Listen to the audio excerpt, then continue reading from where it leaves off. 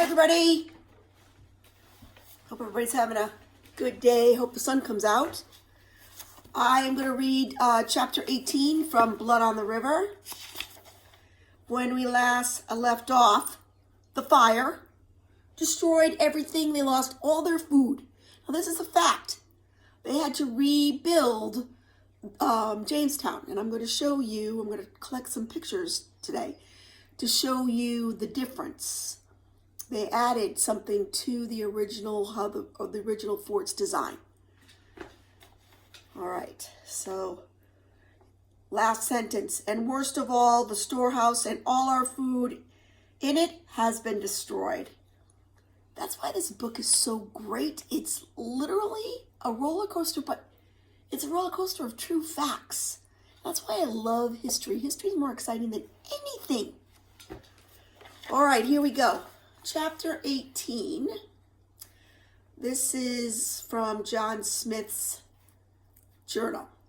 You did promise Powhatan what was yours should be his and be the like to you. You call him father, being in his land a stranger, and by the same reason so must I do you.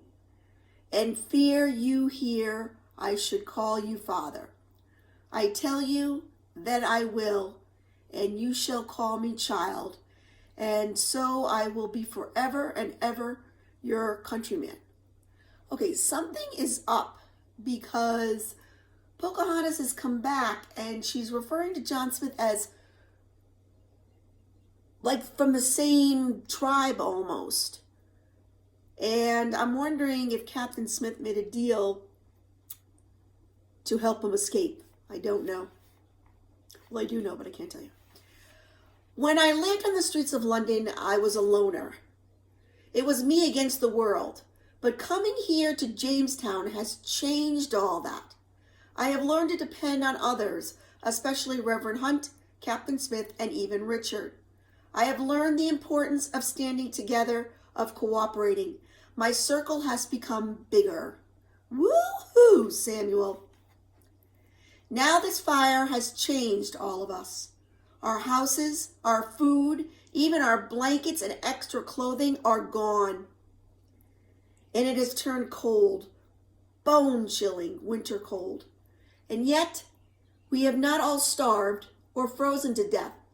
Instead, our circle has become bigger. The day after the fire, Pocahontas comes again with several men from her tribe. They have seen the smoke and are here to see if we are all right. Pocahontas runs to where Captain Smith's cabin used to be. I follow her. She stands among the ashes, bends down, and sifts through a pile of burnt wood. Then she stands and looks at me. Her eyes brim with tears. It's all gone, she says. Captain Smith's house, his bed, his mirror, his beard-cutting knife, all gone. I nod, she blinks, and tears run down her cheeks. She wipes them quickly away. Captain Smith is now my brother, my countryman. My father will send gifts to him. She says it with such authority that I am reminded that she's not just a little girl, but she's a princess. The Powhatan people, whom we've at times considered our enemies, now treat us as their own. They bring us deer skins and bear furs to keep us warm. Every few days they come in canoes with meat and bread and corn as gifts. We start to rebuild right away with everyone working hard. We make the fort bigger, giving it 3 new walls where the one wall fell down, and making it a 5-sided fort. There was the difference. We begin again to build houses. January stretches into February, and it turns even colder. The night air sucks the warmth from our bones as we try to sleep in tents made from ship sails. Without the skins and furs from the Powhatans, we would all freeze. As it is, we sometimes awake in the morning to find one of our men, the oldest, the weakest, and the sickest among us, frozen in his bed. And once again, digging graves is part of my regular chores. Hold on, guys.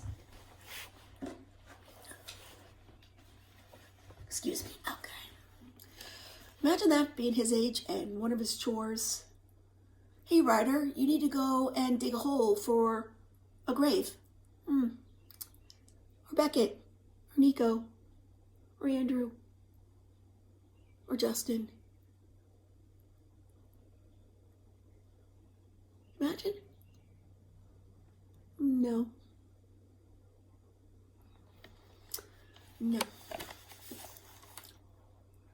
We make a very interesting trade. We send Thomas Savage to Wermico to live. Ooh. And Chief Powhatan sends us his servant boy, Namatak, to live with us. Our circles widen even more, and I think it is a good way to live. We are standing on many legs now, together with the Powhatans. I think of the centipedes that used to crawl over my bed last summer, and think we are like them with so many legs. A centipede does not topple in a storm. You guys need to really think about how much growth our friend Samuel has made. Namatak, our new tent mate, is 14 years old, or 14 returns of the leap, as he puts it. Indians gauged their how old they were by how many seasons they have been alive, which is kind of cool. Because he is a servant, he wears no copper or pearls. In fact, he wears no mantle, even in the cold weather. Only leggings and a breechcloth. Namatak has bright eyes and a quick smile. He is taller than I am and strong looking too.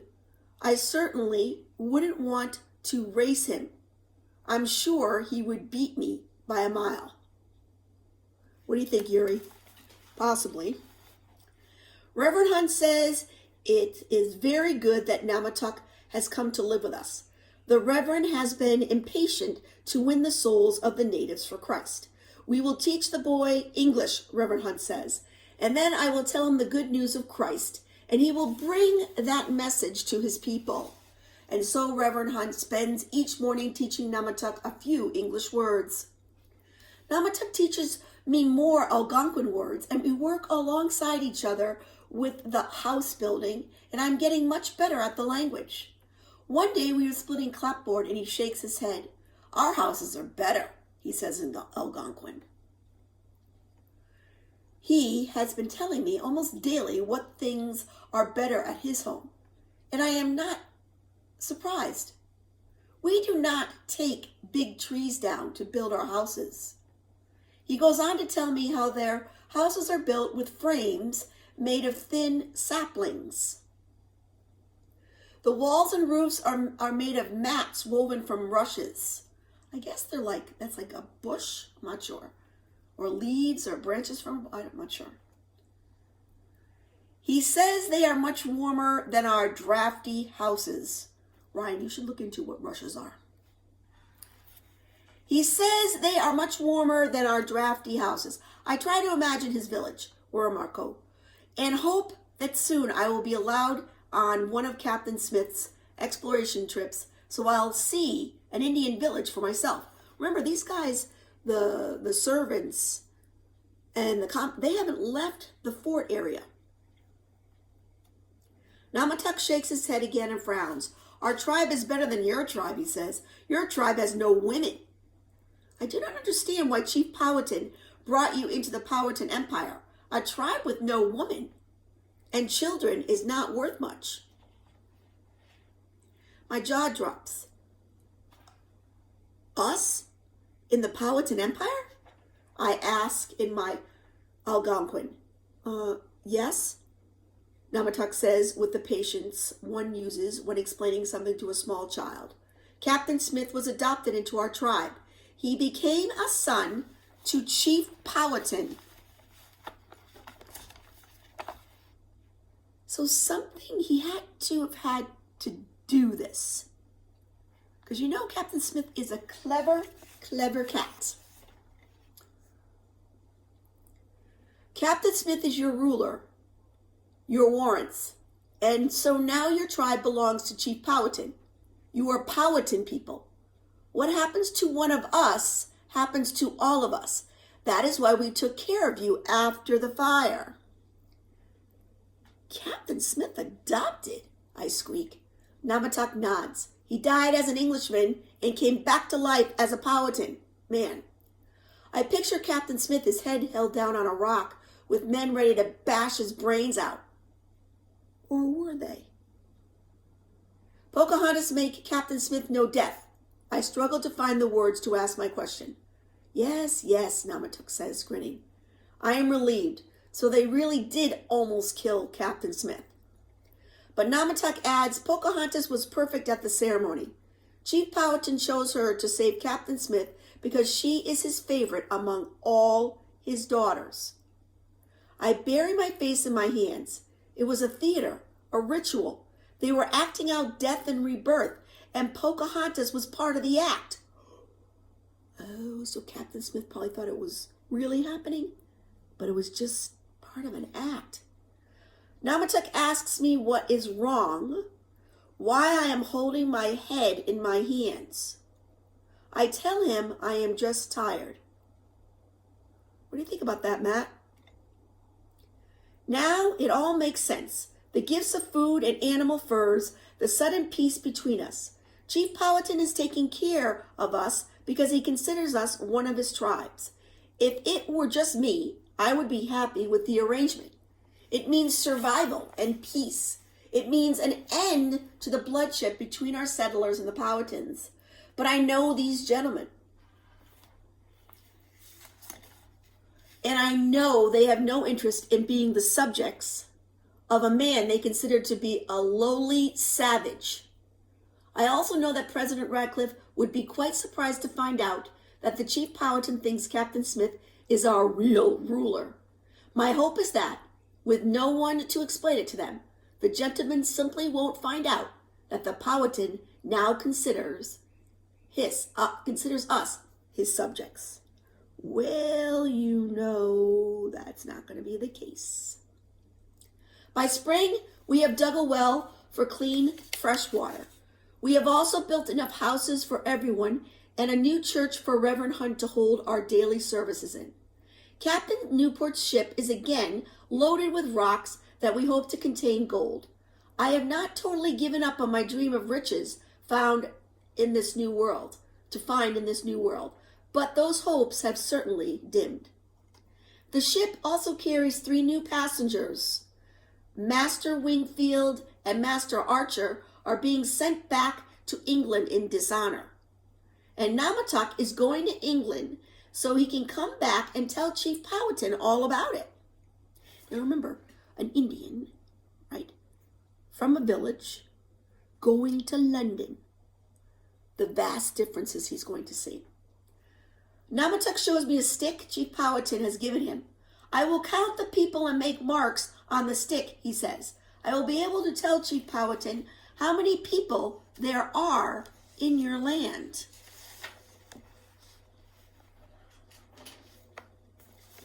I laugh, remembering the teeming streets of London, with carriages and horses and people and hogs all vying for space on the cobblestones.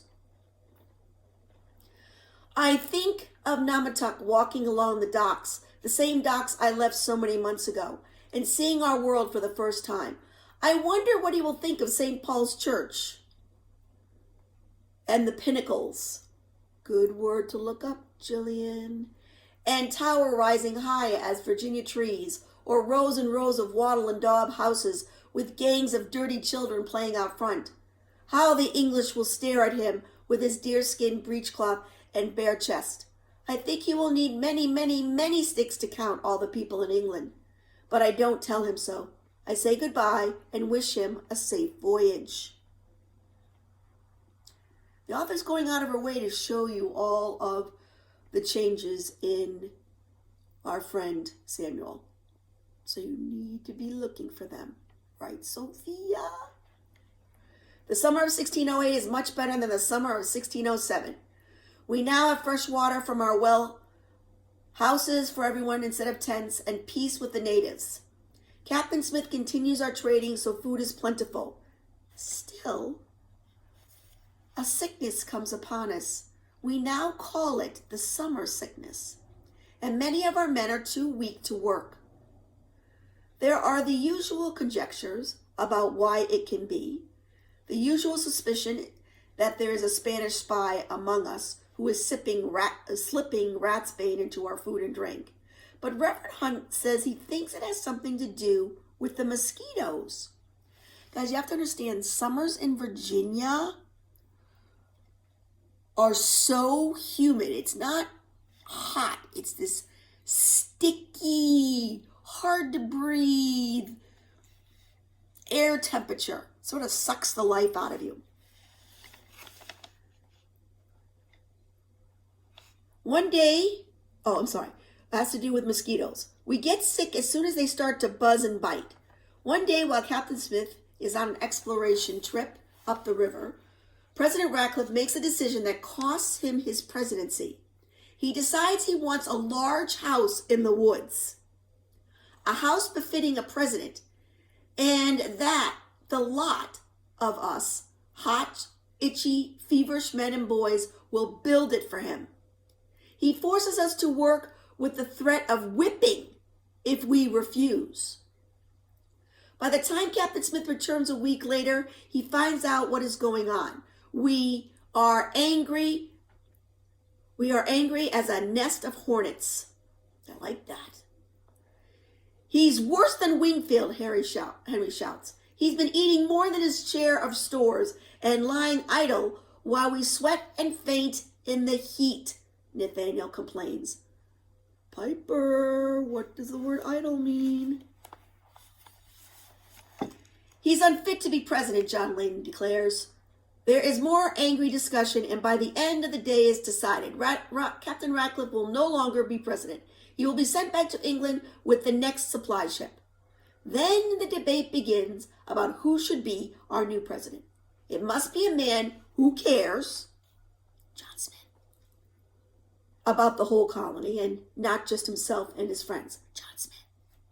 They want someone who is fair and willing to do his fair share of work, John Smith, and not sit idle giving orders. They want somebody who has been here since the beginning, John Smith, who knows about how to survive in Virginia. When they make it their choice, I'm amazed and proud. Dun, dun, dun. Captain John Smith will be our new president. Woohoo! Chapter 18 was a good one.